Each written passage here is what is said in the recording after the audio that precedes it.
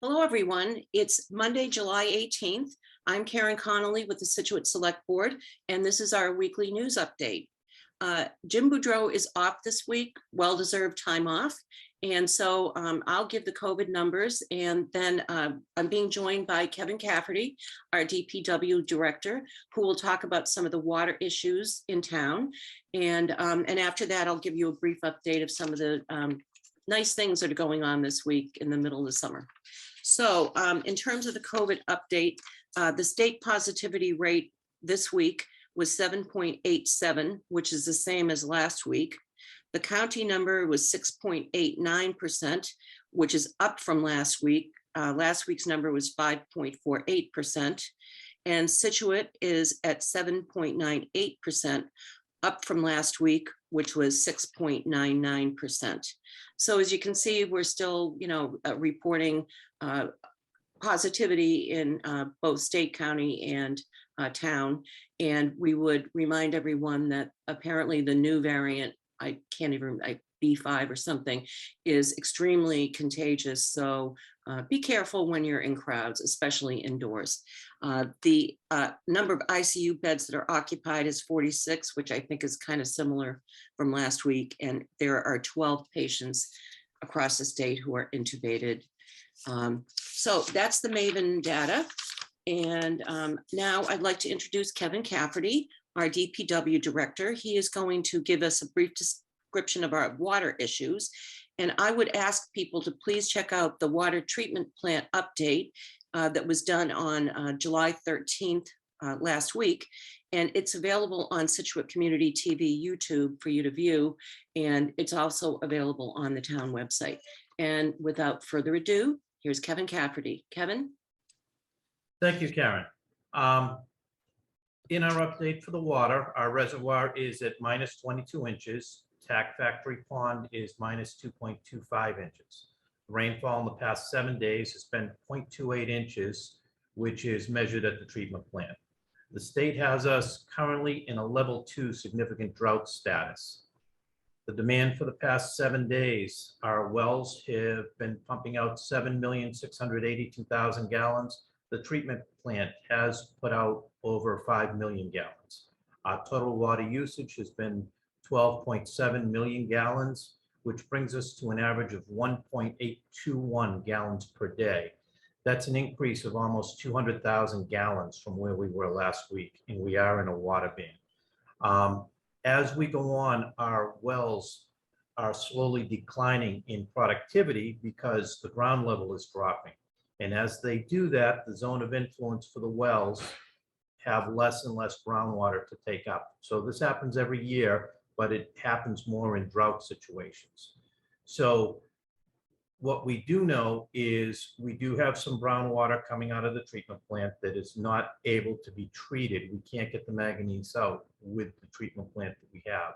So the more water we use, that means the more brown water that goes out into the system, because we're losing our well capacity, but we're increasing our dependency on the treatment plant.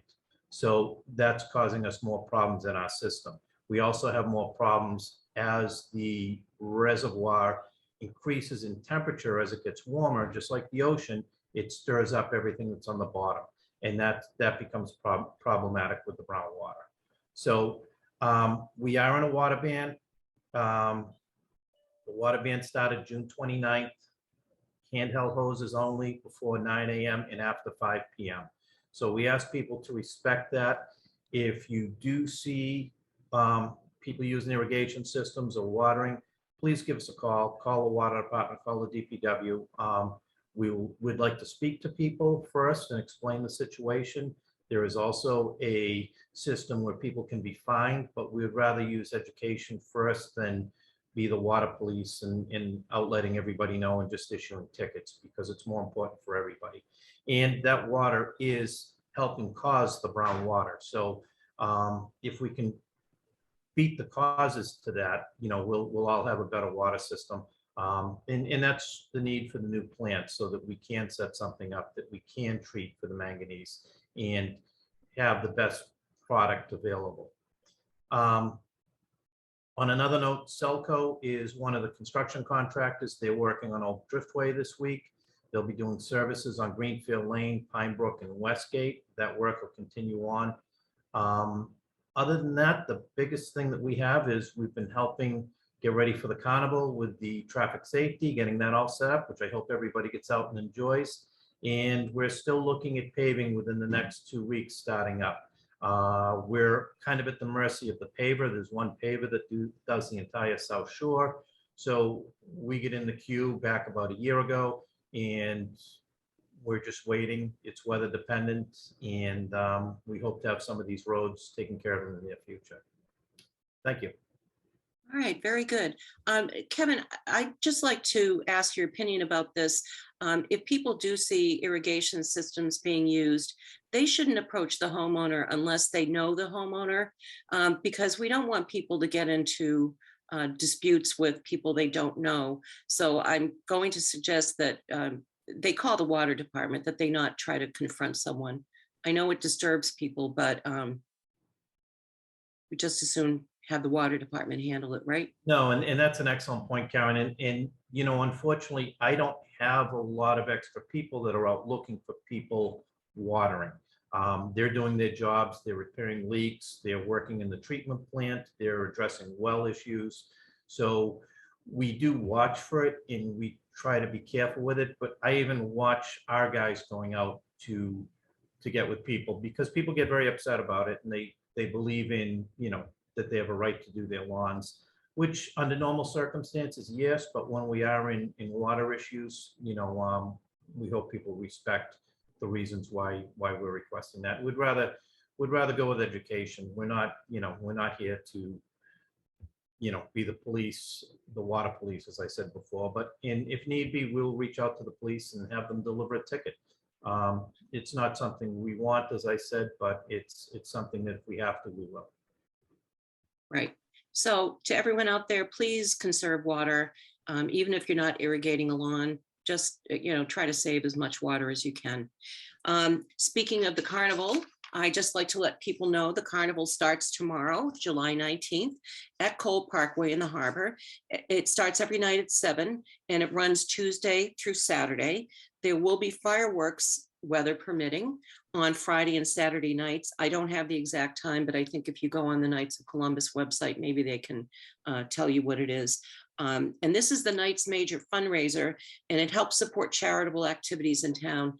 So I hope everyone will take at least one trip down and enjoy the carnival. The Scituate, the summer concert series at the library is continuing throughout the summer. It's on Wednesdays. You can check their website out to see who may be performing and the time. And finally, just to let everyone know, Heritage Days is coming up August 5th, 6th, and 7th. And this year they'll be featuring purple luminaria. You'll be able to pick up the purple bags at the Scituate Harbor at some point over the next week or so.